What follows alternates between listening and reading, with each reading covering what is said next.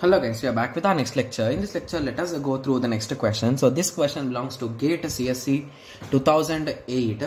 Okay, so the question is, G is a graph on n vertices and 2n minus 2 edges. Okay, so for easy understanding, let us take a small example. So n vertices, okay, and edges are 2n minus 2. So what is the value of n? What shall we take? So let us take 4 guys. So 4 implies 4 into 2, which is 8. 8 minus 2 is 6. So if we take some other example, so if we take a 5, so it is nothing but 8, right? Yes, into 2 minus 2, right? Yes. Okay, so those two examples will be enough, I think so. Okay, so let us continue. So the edge of G can be partitioned into 2 edge disjoint spanning trees. Okay, so which of the following is not true? Means that they are asking which of the following is a false, right? Yes. Okay, so what they are exactly saying is the edges of G can be partitioned into 2 separate things, right? Yes. Okay, so let us think of this now. So let us draw this particular graph first. It is a 4 vertices with the 6 edges.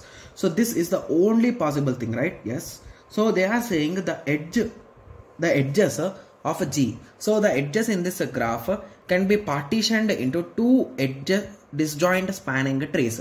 So this is one spanning tree, right? Yes.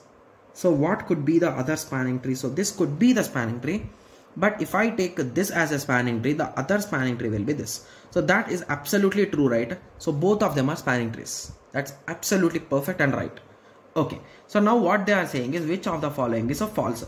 So option A says that for every subset of k vertices, okay, the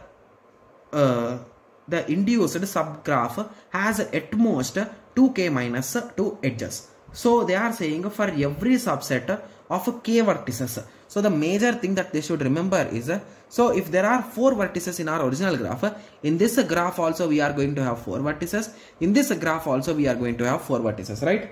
Yes. So if we are having the exact 4 vertices, okay, so if we are having the exact 4 vertices, then in this graph, okay, so they are saying it can have at most 2k minus 2 edges. So at most it can have 6 edges is what they are saying.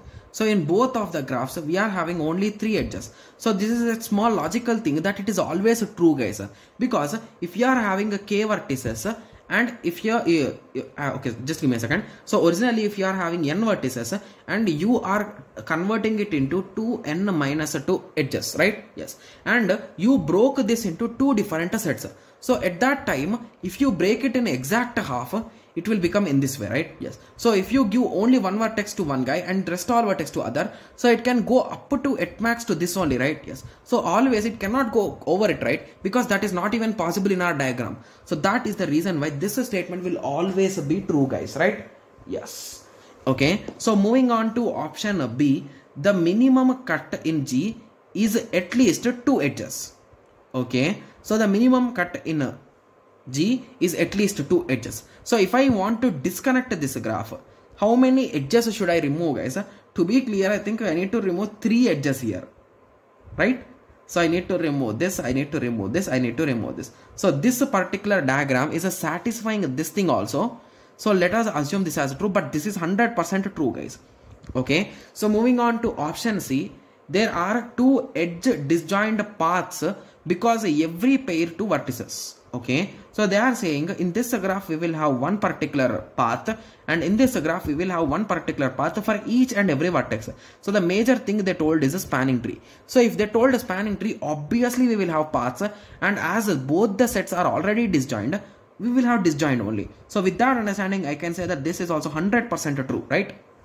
Yes. Moving on to option D, there are 2 vertex disjoint paths. Okay,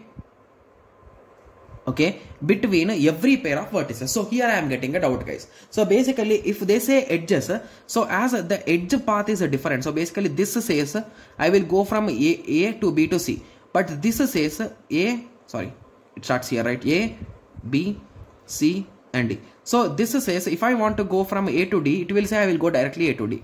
Okay, but when it comes to the vertex things, so it will not be disjoint, right? Because vertices are common in both of them. So here also I used ABCD, here also I will be using ABCD, because we are only playing with the edges, right? Yes. So this option will be obviously false, because if I take something common, so if I do intersection between these two guys, I will get A. So it's not a disjoint, right? So disjoint means if I take intersection, it should not come anything. So with that understanding, I can conclude that D is the most potential wrong answer. Got it? Yes. Okay. So now I hope everyone got some basic idea with respect to this, right? Yes. Okay. So I hope everyone got a clear idea with respect to this. So in the next lecture, let us continue with the next question. Thank you. Thanks for watching. Like, share and subscribe for more awesome videos like this. Thank you.